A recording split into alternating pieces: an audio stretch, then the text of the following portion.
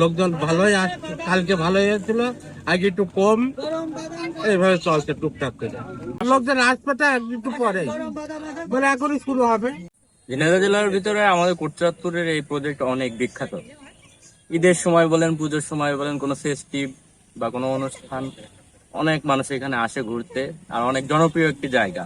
আমরা আসছি বন্ধু বান্ধবদের নিয়ে ঘুরতে, আমাদের অনুভূতি খুবই আনন্দের, এবং আপনারাও আসবেন ঘুরতে, আপনাদেরও ভালো লাগবে। জায়গাটা এতই সুন্দর মনোরম পরিবেশ যে সুদূর চুয়াডাঙ্গা জেলা থেকে আমি চলে এসেছি এই জায়গায়।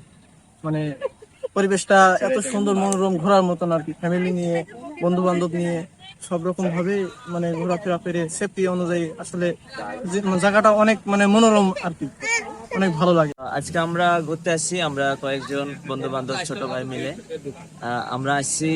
তো আমরা তফ নিয়ে আসছি সাথে করে, আমরা ইসলামী নাশিদ করব, আমাদের পরিকল্পনা আছে।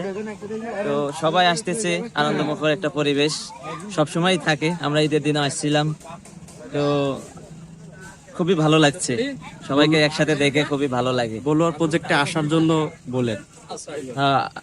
যারা আপনারা প্রজেক্টে এখনো আসেননি, আসবেন ঈদের সময় এসে।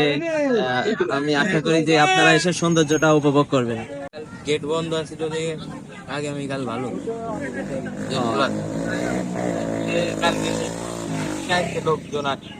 লোকজন আজকে কম আসছে।